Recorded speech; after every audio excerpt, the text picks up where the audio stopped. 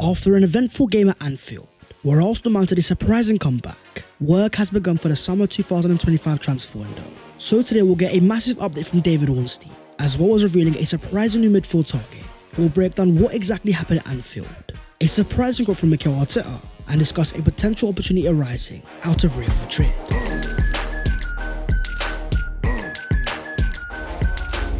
Yo, what is going on, guys? My name is Basketball welcome back to your boys channel and I hope you guys are doing sensational. A trip to Anfield in a game that had so many talking points. A breakdown is certainly needed. So as per, smash a like on this video if you do enjoy and subscribe to the channel if you are new. Help your boy on his road to 300,000 subscribers. But starting off with Liverpool 2, Arsenal 2.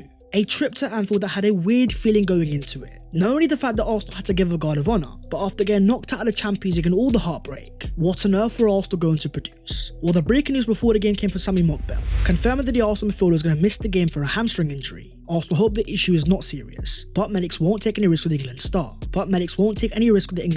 With no Urian Timber available either, in came Ben White, Marino moved to midfield, Trossard back up front, in a game that ended up being very eventful. Stats wise, even though Arsenal had more possession, the final third entries were even.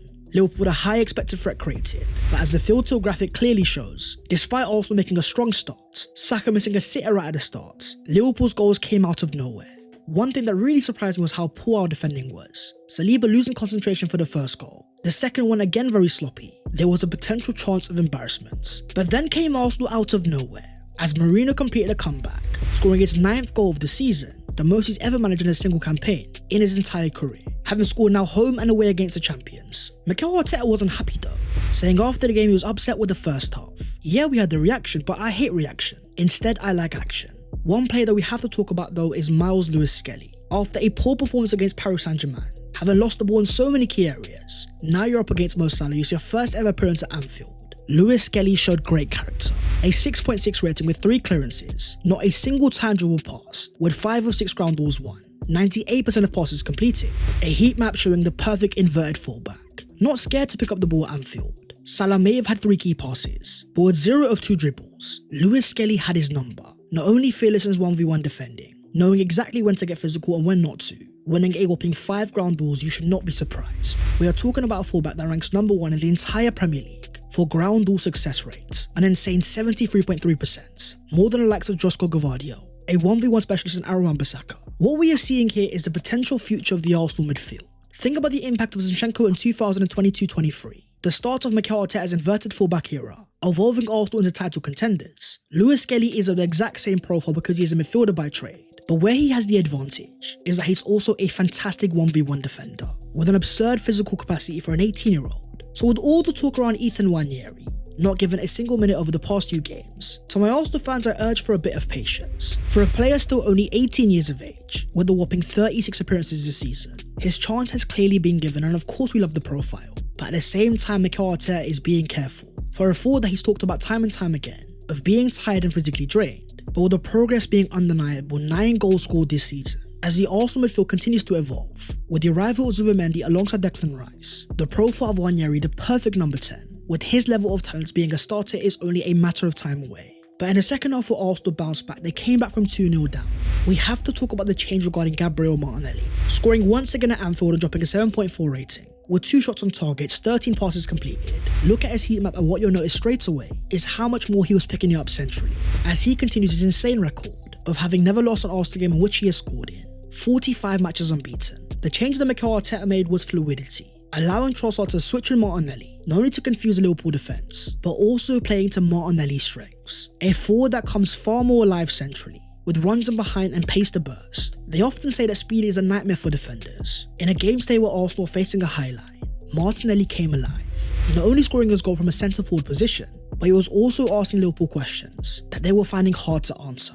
For a player that's clearly more of a wide forward than he is a natural winger, how can Mikel Arteta maximise it? Well, the answer is also summer transfer targets. Benjamin Sesko, Alexander Isak, Victor Gyökeres, all forwards that can make runs in behind, but also are players that love to drift towards the left. Having seen the impact of Gabriel Jesus alongside Martinelli in 2022-23, there's a reason why he scored 15 non-penalty goals, the joint highest of any Brazilian player in Premier League history. In games like this when you're not up against a low block, think about the Champions League and the amount of space that Arsenal get. Expect to see a lot more of this. But what was also very intriguing was the impact on Martin Ødegaard. After a first half that was far from special, as soon as he saw runners in behind, there seemed to be a switch in his head, dropping a 7.5 rating with 2 key passes and 1 big chance created, also hitting the post from a tremendous long shot. This is what happens when you play to Ødegaard's strengths, a creator who comes alive when given chance to play through balls in behind. We saw it last year in the assist habits against Chelsea, then in this game time and time again, inches away from playing the perfect pass, with the Arsenal midfield set to evolve once again next season. With the likes of Zubimendi and Rice in the build-up phase, Ødegaard will be allowed to play as a natural number 10. So having seen him thrive at Real Sociedad, during his time alongside Alexander Isak, then watching him come alive in this game as well,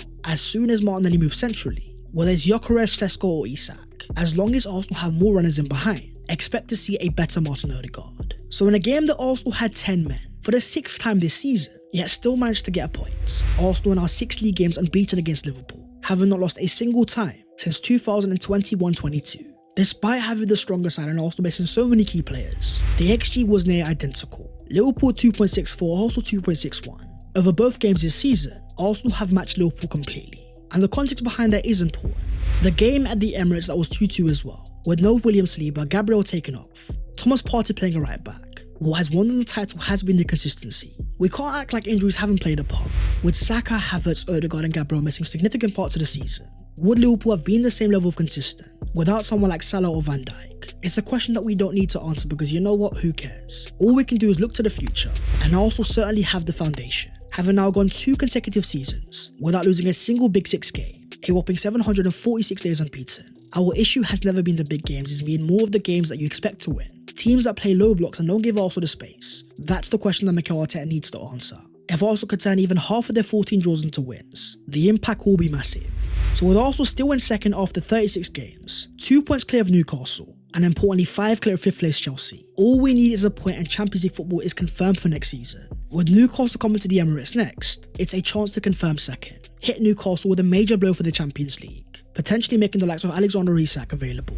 But as Gary Neville said controversially before the game, it's a great achievement to not win a trophy for 5 years and still be the manager of a Premier League team, which may have angered a lot of Arsenal fans, but I actually saw it differently. What Neville was saying was despite Mikel Arteta not winning trophies, there has still been steady progress, a reason for the majority of Arsenal fans to still believe, because they know that if Mikel Arteta can get it right, invest in the right forwards, for a team that has won 241 points over the last 3 seasons, only behind Man City, stats like that don't win you trophies, but they do show that something is there. The potential of growth, the potential of a title. Next year, it needs to be reality. So with Arsenal set to play their final home game of the season, Newcastle will not be easy, but as confirmed by Tom Canson, Arsenal will launch their new home kit later this week, one they are expected to wear in their final home league game against Newcastle.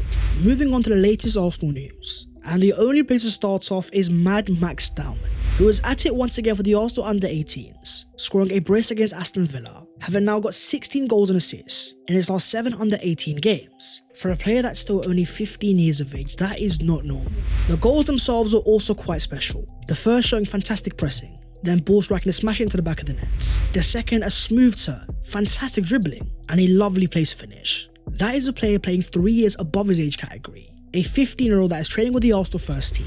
According to Ihsan Khan, Mikel Arteta is confident that Max Dowman at 15 can provide attack and midfield depth in the future, with Dowman expected to go on Arsenal's Asia pre-season tour with a view of being a part of the first team squad next season. We've seen the impact of Wanyeri and Lewis-Skelly. If the talent is there, Mikel Arteta will give you a chance. So with Arsenal set to tour Asia this summer, will this be the summer of Max Dowman? Moving on to a Fabrizio Romano update, who confirms it's going to be a very huge and important summer at Arsenal. A new striker, of course, we know about that, but I'm told that Arsenal will also look to bring in a new winger. That's the intention. They are also looking for defenders and more. The forwards make sense, but why more defenders? Having signed Calafiori last summer, the emergence of Lewis-Skelly, who as David Ornstein confirms, there may be a new left back at Arsenal who comes in, with Kieran Tierney leaving and Alexander Zinchenko available for a transfer. This may not be a priority, but there are a few options in the market, whether you're looking at Kirkes at Bournemouth, or Wolves' Riot 8 Nuri, who as Fabrizio Romano confirms, has signed with a new agency as representatives, and will be one to watch this summer, with several clubs keen on signing him after 5 goals and 7 assists this season.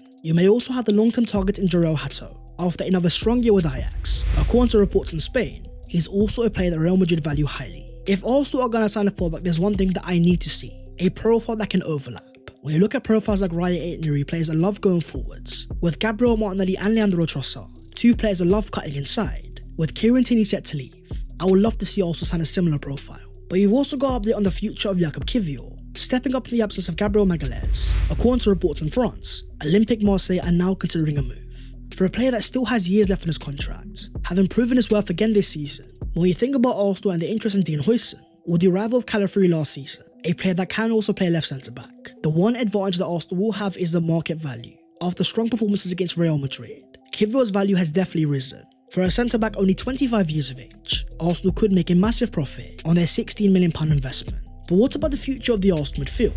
According to David Ornstein, Arsenal do want to renew Thomas Partey, but are looking to alternatives if that doesn't come to fruition. The future of Partey is in the hands of Andrea Berta. Partey is open to staying, and may even take a pay cut, allowing Arsenal to use more funds on a forward instead. But with the departure still possible, according to reports in France, Arsenal are working hard to sign André Santos from Chelsea. In a battle against Paris Saint-Germain, it is not certain that Chelsea would sell him. A 21-year-old Brazilian, having spent a year and a half at Strasbourg, with 9 goals and 3 assists this season. Despite his young age, he was even given the captain's armband, a sign of leadership and a great character. His form has also been imperious, consistent 7+ ratings, for the prime example of a box-to-box midfielder. But for now, the focus turns to who we have already signed. As Fabrizio Romano confirms, Martin Zubimendi wants to give his best to Real Sociedad until the end of the season, 100% focused on the team as a top professional as always. Arsenal will complete the formal steps of the deal in the next few weeks, with Zubimendi set to be the first signing of 2025-26, for a player that many Arsenal fans are very excited about, not just because of how it evolves our midfield, but also the teams that we beat this signing. Take for example Real Madrid, who according to the reliable hand of Arsenal, checked with Zubimendi's agency at 3 different occasions regarding his availability, but they were told that he had given his word to Mikel Arteta and Arsenal, looking to replace Luka Modric, with Zubimendi being a similar profile. Alongside Declan Rice, the potential is crazy. Having seen how Rice thrived last season when partnered alongside Jorginho, Zubimendi is of a similar ilk, younger with fresher legs, alongside the ability to carry forwards. But when compared to a prime Jorginho, or Zubimendi is clearly better defensively, the passing numbers are nowhere near the same category, but with clear context behind that.